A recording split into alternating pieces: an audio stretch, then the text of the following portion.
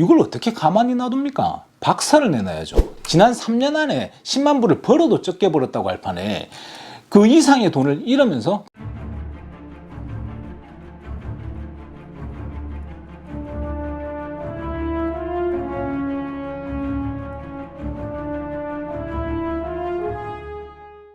안녕하세요, 제이정입니다. 최근에 전화를 3통화 받았습니다. 한 분은 캘리포니아의 벤츄라 카운티에서 연락이 왔습니다. 그분은 집을 몇 달 전에 팔았는데 바이어 쪽에서 클레임이 들어왔다고 합니다. 자초지종을 이렇게 제가 들어보니까 이분은 제가 아는 선에서는 아무리 재고 따지고 해봐도 14,000불 정도를 바이어에게 줘야 하는 그런 상황이었습니다. 다른 한 분은 뉴욕에서, 다른 한 분은 얼바인에서 연락이 왔습니다. 집을 산 바이어 쪽에서 어떤 이유로 소송을 하겠다는 것입니다. 그래서 세 분 다 제가 장시간을 상담을 해드렸습니다. 앞으로 집 사고 바이어 쪽에서 소송하겠다는 일이 좀 빈번하게 일어날 것입니다. 이게 왜 그러냐면요, 요즘은 바이어 입장에서는 좀 비싸게 샀다고 생각이 들 수밖에 없거든요. 이러다가 만약에 주택 가격이 주춤해진다면 신경질 나서 이것저것 문제를 잡아서 소송을 하려고 하는 사람들이 좀 더 많이 생길 것입니다. 그래서 지금 집을 팔 계획이 있으시든지 앞으로 집을 팔 계획이 있으신 분들은 준비를 잘 하셔야 합니다. 마찬가지로 지금 집을 사시는 분들도 조심하시는 것이 맞고요. 그리고 제가 이렇게 유튜브를 찍고 하니까 뭐 약간 똑똑해 보이나 봅니다. 그래서 저에게 연락하셔서 문의를 주시는 것 같은데요, 저는 뭐 일부 몇몇 분들이 생각하시는 것처럼 이렇게 대단한 사람은 아닙니다. 제가 이렇게 제 스스로를 평가를 할 때 똑똑한 사람이라고는 생각하지 않습니다. 똑똑하지 않죠. 다만 부지런히 열심히 일하는 사람인 것은 맞다고 제 스스로도 자부를 합니다. 부지런한 걸로는 저를 이길 사람이 없다, 저는 그렇게 생각을 합니다. 저는 좀 덜 똑똑한 사람들은 손발이 고생을 해야죠. 남들 1시간 공부할 때 3시간 공부해야 되지 않습니까? 그게 접니다. 그게 답니다. 그러니까 제가 지금부터 말씀드리는 내용이 무조건 맞다고 단정하지 마시고요, 함께 일하시는 부동산 에이전트와 잘 상의를 하셔서 일을 진행하시기를 바랍니다. 영상에서는 가장 기본적인 부분만 설명을 드립니다. 참조만 하십시오. 이 영상뿐만이 아니라 저의 모든 영상이 기본적인 부분을 말씀드리는 것입니다. 저한테 연락 주시는 것이 싫다는 것은 절대 아닙니다. 저한테 연락을 이렇게 해보신 분은 아시겠지만 제가 남을 돕는 부분에서 이렇게 박한 스타일의 사람은 아닙니다. 제가 도와드릴 수 있는 부분은 뭐 여태껏 그랬듯이 당연히 도와드릴 것입니다. 하지만 그 역시 마찬가지로 저와 이야기를 하시고 난 다음에 제가 드린 말씀을 그냥 참조만 하시고요, 함께 일하시는 에이전트 분과 잘 상의를 하셔서 좋은 결과를 만드시기를 바랍니다. 서론이 너무 길었습니다. 시작하겠습니다. 최근에 저희가 팔았던 집이 있었는데 바이어 쪽에서 소송을 하겠다는 케이스가 하나 있었습니다. 제가 이건 사람들이 꼭 알았으면 좋겠다는 생각이 있어서 제 손님들한테는 플라이어를 만들어 가지고 보낸 내용입니다. 아무래도 뭐 종이에서 이렇게 한 장 이렇게 쓰는 것보다는 영상에서는 좀 더 자세하게 설명을 드릴 수 있겠죠. 집을 사고 팔 계획이 있으신 분들은 참조하시면 분명히 도움이 될 것 같습니다. 2017년 당시에 그 지역 최고가로 팔았던 집입니다. 근데 최근 황당한 일이 생겼습니다. 무려 3년이 훌쩍 지난 지금 뜬금없이 바이어가 셀러를 소송하겠다고 연락이 왔습니다. 뭐 이유는 가라지 한쪽을 터서 방으로 만들어 놨는데 그것이 퍼밋을 받지 않고 했다는 그런 내용이었습니다.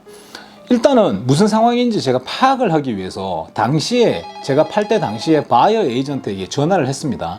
바이어 에이전트는 집을 샀던 바이어가 화가 많이 나 있다고 했습니다. 이유는 바이어가 3년 전에 집을 살 때 145만 5천에 집을 샀습니다.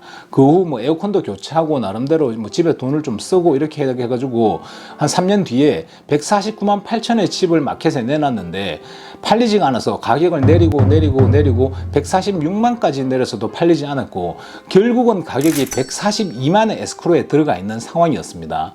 거기다 인스펙션 한 후에 리페어 코스트, 그러니까 집 고치는 비용으로 셀러가 바이어에게 44,000달러까지 주는 것으로 협상이 되었다고 합니다.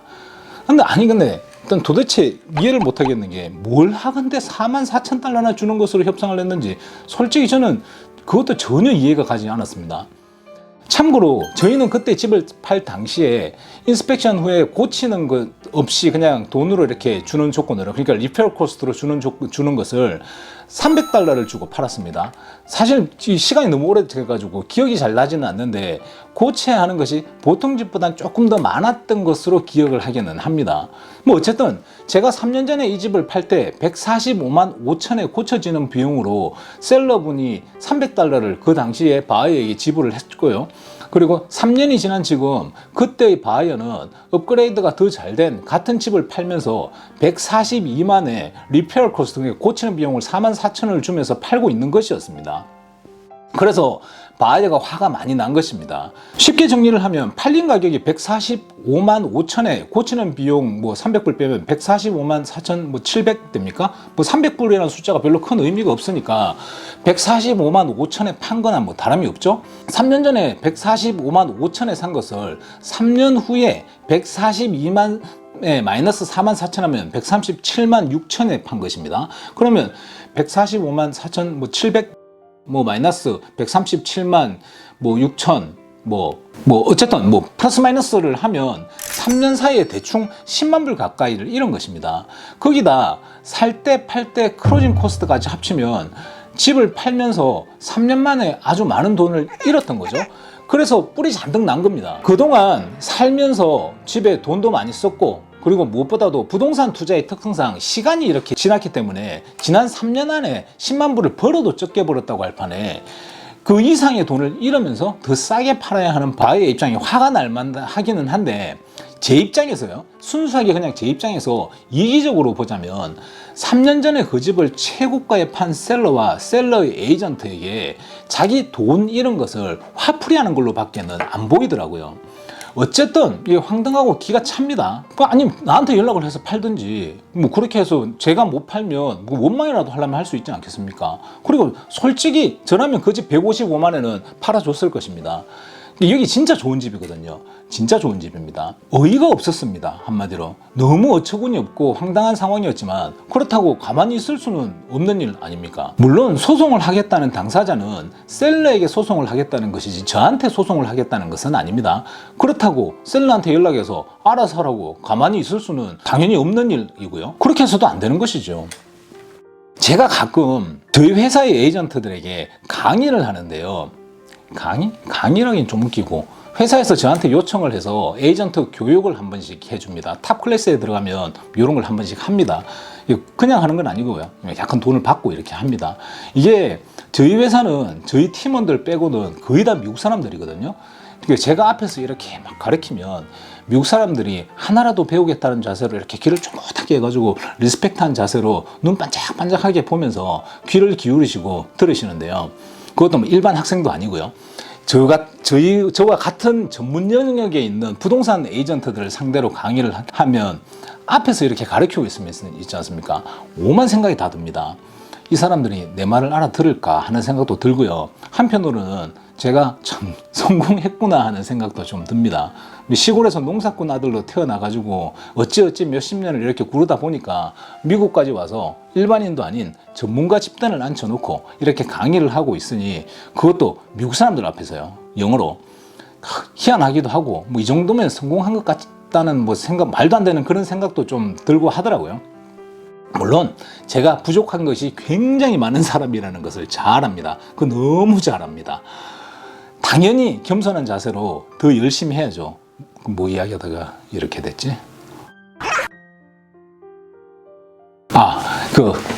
제가 에이전트 교육할 때 가장 중요하게 말하는 부분이 responsibility, 그러니까 책임감입니다. 저는 부동산 에이전트들을 교육을 할 때 항상 이야기하는 것이 능력보다 중요한 것이 책임감이라고 항상 말합니다. 그러니까 무한대의 책임감이 있다면 이 비즈니스에서 실패는 하지 않는다고 이야기를 합니다. 일을 잘한다. 이것은 여러 관점에서 각자가 정의가 다르겠지만 말입니다. 제 관점에서 일을 잘한다는 것은 책임감이 가장 중요하다고 생각을 합니다.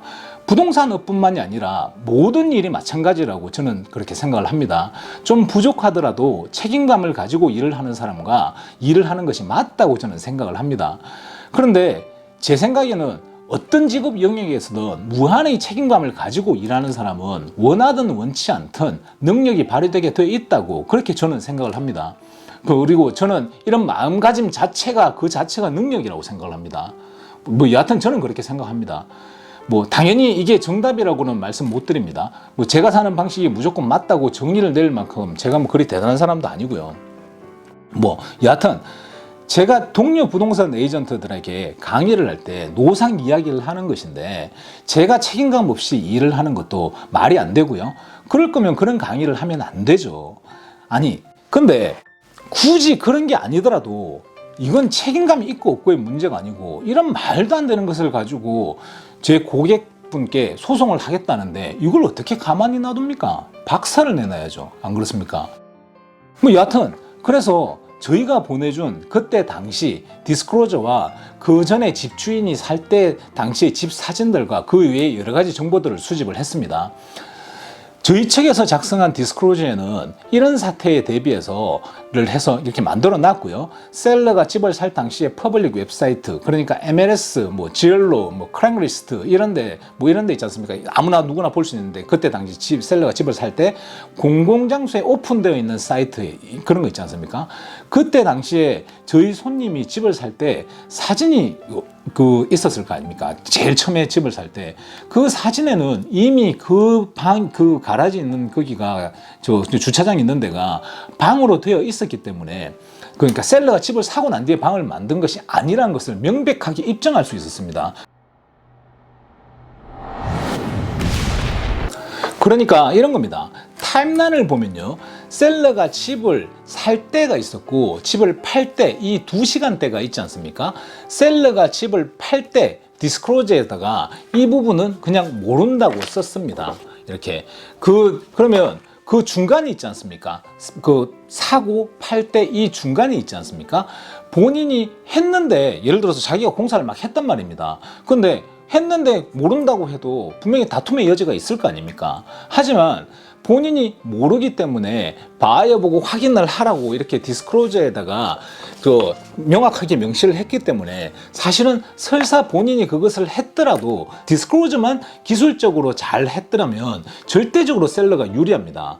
그리고 확실히 하자면 집을 살 때 당시의 사진이 퍼블릭에 존재하고 여기에 살 때와 팔 때 똑같이 되어 있다면 셀러가 살 때 당시에 그게 있었다면 셀러가 사는 동안에는 중간에 뭘 안 했다는 것이 명확하게 나오지 않습니까? 그러니까 이런 것들을 준비를 한 거죠. 그 외에도 다양한 서류들을 준비를 해서 회사 내 부동산 전문 변호사와 함께 상의를 해서 완벽하게 방어할 수 있게끔 준비를 했고 셀러가 집을 팔 때 위법으로 한 부분이나 숨긴 부분이 없음을 조목조목 이렇게 설명을 했습니다. 그리고 이렇게 이야기했습니다. 당신과 당신 변호사가 이 내용을 보고도 소송을 원한다면 소송을 하십시오. 당신이 당신 변호사에게 지금 보내드린 내용을 들고 가면 아마도 당신 변호사는 소송을 해봐야 질 것이므로 하지 말자고 할 것입니다. 그리고 앞으로는 저희 회사의 부동산 전문 변호사에게 직접 연락을 하십시오. 그리고 저희 회사의 변호사의 제안에 따라서 셀러분한테 연락을 해서 자초지정을 설명을 하고 어쩌면 콜트에 한 번, 두 번 정도 나오셔야 할 수도 있다고 설명을 드렸습니다. 사실 솔직히 저는 연락도 안 하려고 했습니다. 이런 말도 안 되는 그 연락을 받으면 얼마나 당황스럽겠냐고요. 그런데 변호사가 그러면 안 된다고 하더라고요. 제가 셀러 쪽으로 연락을 하지 않으면 그 자체가 그냥 바이올레이션이 되기 때문에 일단은 무조건 연락을 해가지고 설명을 다 해야 된다고 해서 그래서 연락을 했습니다. 되게 미안하더라고요. 그래서 그때 한 번 연락하고 한 번도 연락을 안 했습니다. 그 이후로. 셀러분도 어이없는 상황에 많이 황당해 하셨습니다. 그러니까 당황하고 어떡해요? 이런 놀래고 이런 게 아니고 있지 않습니까? 어이가 없다는 듯이 그냥 황당해 하시더라고요. 간이 큰 분이신 거죠. 남자입니다. 남자. 사나이, 완전 사나이 스타일이죠. 간단하게 설명드리고 걱정하지 않으셔도 된다고 말씀을 드렸습니다. 자, 한번 봅시다. 근데 이런 상황이 되면 이런 상황이 왔을 때 아주 많은 사람들이 그게 진짜 퍼밋이 없나? 하고 놀라가지고 시리나 카운티 쪽에 퍼밋을 확인하러 다니고 막 이렇게 합니다. 이게 잘못 생각하는 것이 퍼밋이 있느냐 없느냐는 본질적인 문제라고 생각을 하시는 것입니다. 하지만 퍼밋이 있고 없고는 중요한 것이 아닙니다. 당연히 퍼밋이 없으니까 소송을 하겠다고 전화를 치는 거겠죠. 있으면 어떻고 또 없으면 어쩔 거냐고요. 그럼 뭐 아무도 의미도 없는 거 그거 뭐하러 뭐 그 알아보고 자시고 뭐 그 찾아다니고 시리 갔다 카운티 갔다가 뭐 이러고 다니냐고요. 실질적으로 본질적으로 중요한 것은 퍼밋이 있느냐 없느냐가 아니고 셀러가 알았느냐 몰랐느냐, 그리고 그에 앞서서 디스클로저를 제대로 했느냐 안 했느냐가 가장 중요한 문제인 것입니다. 이런 상황이 생겼을 때 항상 가장 먼저 확인을 해야 하는 것은 본인이 작성한 디스클로저, 이겁니다. 그 다음으로 확인해야 될 것은 그 집을 살 때 당시에 본인이 그 문제의 부분을 알고 있을 수 있는 상황이었느냐, 혹은 알고 있는 상황이었느냐, 이런 겁니다. 그리고 그 외에 부가적인 부분을 준비를 해야 되는 것입니다. 그리고 실제로 본인이 했으면 그냥 했다고 하면 됩니다. 쫄 필요 없습니다. 충분히 문제없이 기술적으로 뚫고 나갈 수 있습니다. 꼭 명심하십시오. 디스클로저만 잘 해놓아도 문제가 생길 확률의 90% 이상은 자동으로 소멸됩니다. 실제로 이런 경우가 있었습니다. 예를 들어 집에서 친족 간 살인 사건이 일어났습니다. 9년 전에 일어난 사건입니다. 근데 본인은 이 집을 6년 전에 샀습니다. 캘리포니아의 경우에는 지난 3년간 집에서 사람이 돌아가셨을 경우 디스클로저를 무조건 해야 됩니다. 그런데 6년 전에 집을 샀으니까 이제 디스클로저를 이게 하지 않았습니다. 안 해도 되는 것이 맞기는 합니다. 하지만 다툼의 소지가 생길 수 있습니다. 그래서 6년 전에 집을 살 때는 그 당시 셀러가 당연히 디스클로저를 받았겠죠. 그때 팔 때 당시에. 그리고 이 바이어는 그 부분에 대해서 살인사건이 일어난 부분에 대해서 디스클로저 한 걸 받았을 겁니다. 왜 그러냐면 그때 6년 전에는 9년 전에 했으니까 3년밖에 안 됐으니까 무조건 디스클로저를 했을 거란 말입니다. 그쪽 셀러가. 근데 그러면 그때 당시에 자기가 디스클로저를 살 때 받았을 거 아닙니까? 지난 3년 안에 사람이 돌아가신 경우 디스클로저를 해야 하니까요. 그러면 집을 사고 이제 6년이 지났으니까, 그러니까 살인사건은 9년 전에 일어났죠. 디스클로저를 하지 않아도 되더라도 3년이 지났으니까요. 하지만 본인이 명확하게 이 집에 일어난 끔찍한 참사를 알고 있는 것 아닙니까? 누가 들어도 싫고 혐오스러운 것이죠. 그리고 셀러는 이것을 명확하게 알고 있는 것이고요. 그리고 명확하게 일반적으로 모두가 싫어하는 것을 알고 있으면서 알리지 않은 것은 속인다는 것밖에 안 되는 것이고요. 당연히 다툼의 여지가 자동으로 생겨버리는 것입니다. 남편이 들어와서 와이프를 뭐 총으로 쏘고 집에 있던 동생을 뭐 주방에서 칼로 뭐 찌르고 뭐 그리고 자기도 막 이렇게 죽으려고 했는데 뭐 못 죽고 뭐 이런 식으로 디테일하게 말할 필요는 없지만 기술적으로 연하게 디스클로저를 해놓는 것은 당연히 필요하겠죠. 다툼의 소지가 생길 수가 있으니까요. 영상 시작 초기에 제가 말씀드렸다시피 최근 들어서 제가 전화를 3번 받았습니다. 그리고 이분들이 이야기를 하시는 것이 에이전트에게 이야기를 했다, 바이어에게 이야기를 했다 하고 억울함을 이렇게 토로를 하시더라고요. 하지만 말을 100번 했든지 1000번 했든지 아무 의미 없고요. 글로 디스클로저 서류에 명시를 한 번만 하면 되는 것입니다. 귀찮다고 이렇게 해가지고 보면 이렇게 노노노노노노노노노노 뭐 이렇게 있지 않습니까? 이런 식으로 하지 마시고요. 꼭 한번 읽어보시고 애매하면 본인의 부동산 에이전트에게 문의를 하셔서 상의를 하시고 적으셔야 합니다. 다시 말씀드리지만 디스클로저만 잘 만들어 놓아도 문제가 생길 확률의 90% 이상은 사실상 자동으로 소멸시키게 됩니다. 꼭 기억하십시오. 바이어의 입장에서 설명을 드리면요, 사실 바이어는 조심할 것이 셀러에 비해서 별로 크게 없습니다. 보통의 경우 소송은 바이어가 하지 셀러가 바이어 쪽으로 소송을 하지는 않거든요. 그런 경우는 거의 없습니다. 바이어가 셀러 쪽으로 소송하는 경우는 거의 없습니다. 바이어 쪽에서는 셀러의 디스클로저를 보고 나중에 내가 집을 팔 때 문제가 있을 만한 부분을 확인하면 됩니다. 예를 들어 셀러가 퍼밋 없이 정축을 했다고 이렇게 디스클로저를 했지 않습니까? 그러면 이 부분을 내가 나중에 당연히 똑같이 퍼밋 없이 정축을 했다고 디스클로저를 해야겠죠. 근데 그때 디스클로저를 할 자신이 있으면 하는 거고, 이게 할 자신 없으면 안 하면 되는 겁니다. 나는 그렇게 하면 또 겁나서 도저히 못하겠어 이러면 안 하면 되는 겁니다. 디파짓 다 돌려받을 수 있습니다. 뭐 새 집의 경우는 바이어 입장에서 디파짓을 못 받아서 소송하고 말고 뭐 문제가 좀 있는데요. 저희 같은 경우는 문제가 생겼을 때 다 받아들이기는 했습니다. 굉장히 피곤한 일입니다. 이 부분은 뭐 주제가 좀 벗어난 것이니까 다음번에 제가 한번 따로 다루도록 하겠습니다. 앞서 말씀드렸다시피 앞으로 소송이 좀 빈번하게 일어날 것입니다. 주택 가격이 만약에 이 상황에서 막 올라가는 상황에서 주춤하든지 확 내려가든지 이렇게 단기적으로라도 이런 상황이 생기면 소송을 하려고 하는 사람들이 더 많이 생길 것입니다. 준비만 잘하면 문제될 것이 없습니다. 집을 파실 계획이 있으시거나 집을 팔고 지금 있으신 분들은 본인의 부동산 에이전트 분과 잘 상의를 하셔서 미래에 닥칠 수 있는 악재를 미리 소멸시키는 준비를 잘 하셔서 귀찮은 미래를 만들지 않으시기를 바라겠습니다. 소송이라는 거는 우선적으로 무조건 그냥 안 받고 안 하는 게 제일 좋은 것 같고요. 제가 보기에 만약에 누가 소송을 하겠다고 하면 이번 것처럼 미리 준비를 깔끔하게 해가지고 상대 쪽이 죽었다 깨어나도 당신은 우리한테 이길 수 없다는 것을 명확하게 알려줘가지고 소송을 아예 시작도 못하게 만드는 것이 당연히 더 좋습니다. 뭐 콜트는 안 가는 게 상책입니다. 돈 낭비는 둘째치고 시간 낭비에 정신적으로 시달릴 것까지 한번 생각을 해보십시오. 생각만 해도 끔찍하지 않습니까? 뭐 변호사분들한테는 좀 미안하지만 말입니다. 뭐 혹시 보고 계신 변호사 계신 분이 있으면 뭐 죄송합니다. 이상입니다. 도움이 되셨으면 좋겠습니다. 감사합니다. 따봉!